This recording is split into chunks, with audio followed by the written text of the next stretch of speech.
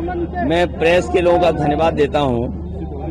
आपके माध्यम से ईद की बहुत बहुत मुबारकबाद। पूरे देश में खुशी के साथ ईद का त्यौहार मनाया जा रहा है। मैं सभी देशवासियों को ईद के त्यौहार की बहुत बहुत मुबारकबाद देता हूं। अभी कुछ दिन पहले ही हम लोगों ने त्यौहार होली मनाया था। उसमें हम सब लोग मिलकर के गले मिलकर के एक दूसरे के बीच में जहां खुशियां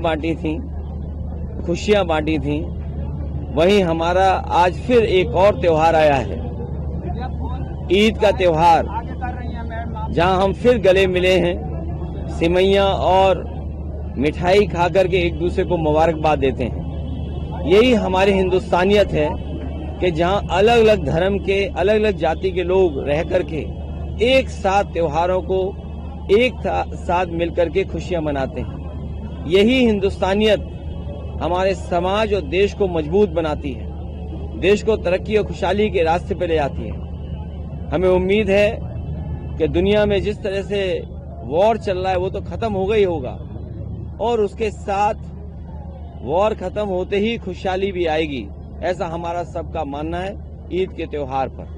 अखिलेश जी, अभी आपने एक बात कही कि देश के ऊपर शहीद होने वालों का जिक्र हमेशा होता है, जो देश के लिए शहीद होते हैं। कोई देश हो, कोई मुल्क हो, और मुल्क के लिए जो शहीद होता है वो दिलों में याद किया जाता है। सर, मथुरा में माहौल तनावपूर्ण बना हुआ है, एक साधु की मौत हुई है। भारतीय जनता पार्टी कहां तनाव न पैदा कर दे, ये सोचना है। अगर मथुरा में, वृंदावन में, धार्मिक स्थान पर साधु के साथ अगर ये व्यवहार हुआ हो, और वहीं काशी में जहां प्रधानमंत्री कई बार चुने गए हैं, खुलेआम एक छात्र ने एक छात्र को मार दिया, खुलेआम गोलियां चल रही हैं। इससे पहले गोरखपुर में गोरख धंधा होते हुए देखा होगा आपने, वहां भी खुलेआम गोली मार दी। पूरे प्रदेश में जो चाहता है वो कर लेता है, कोई कानून व्यवस्था की कोई व्यवस्था नहीं बची है। और किस तरीके से चीजों को नफरत में बदला जाए, ये अगर कोई सीखना चाहता है तो भारतीय जनता पार्टी से सीख सकता है। सर, पश्चिम बंगाल की मुख्यमंत्री ममता बनर्जी ने बीजेपी को गद्दार और बेईमान पार्टी कहा। बेईमान सही कहा, बेईमान छोटा शब्द दिखता है। जो गंगा मैया के साथ धोखा दे सकता है, जो गंगा मैया के साथ इस तरह का व्यवहार कर सकता है, और हम लोगों ने तो जानबूझ करके कहा कि गंगा मैया केंद्र में आ जाएं। जिन्होंने ये कहा था कि हम गंगा मैया को साफ करेंगे, गंगा मैया ने हमें बुलाया है, अरबों खरबों रुपए किसकी जेब में चले गए। जब हम गंगा मैया याद करेंगे तो मणिकंका घाट भी याद आएगा, किसने बुलडोजर चलवाया था। मां गंगा को याद करते हुए वो भी याद आएगा कि हमारी देवी, और जिन्होंने उस वाराणसी मणिकंका घाट को संरक्षण किया, बनवाया, वहां पे भगवान शिव की भी मूर्ति थी, उसे भी तोड़ दिया।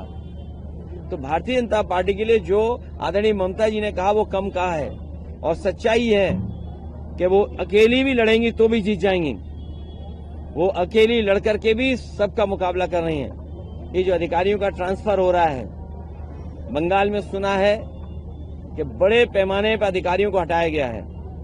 डीजीपी, चीफ सेक्रेटरी या अन्य सेक्रेटरी या अन्य अधिकारी, पुलिस के और प्रशासनिक अधिकारी।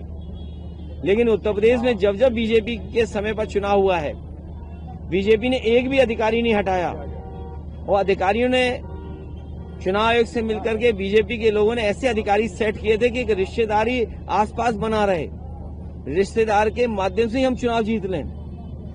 तो एक तरफ जहां बंगाल में तमाम अधिकारियों को हटाया गया, वहीं उत्तर प्रदेश में हम लोगों ने देखा था कहीं किसी अधिकारी को नहीं हटाया गया।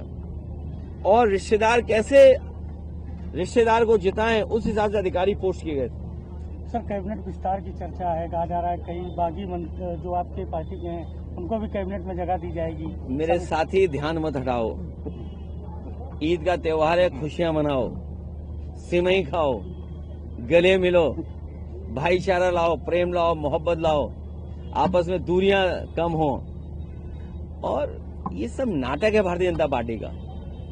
देखिए, भारतीय जनता पार्टी का नाटक हमने आपने देखा।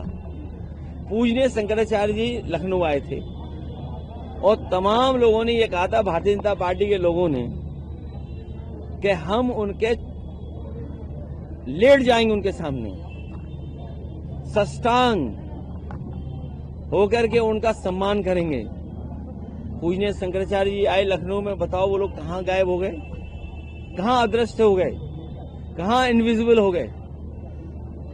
और फिर बहुत सारे लोगों का मन था कि आपस में बैठ करके बाटी चोखा खा लें। इस राजधानी में दोबारा बाटी चोखा की दावत नहीं हो पाई। और फिर चुटिया पकड़ करके छीन लिया गया। कितना अपमानित हुए सोचिए। हमारे बटुक लोगों के पैर छू करके उन्हें दक्षिणा दी गई थी। दक्षिणा नहीं दी गई थी, मैं गलती से बोल गया, दक्षिणा नहीं दी गई उन्हें। तो ऐसे लोग भी हैं यहाँ राजधानी में रहते हैं। तो शपथ किसकी होगी? शपथ अब 2027 में होगी। बड़ी शपथ होने जा रही है। समाजवादी लोग इनको पीडीए के साथ लेकर के इन्हें हटाने जा रहे हैं, चाहे ये विस्तार करें चाहे सिकुड़ जाएं।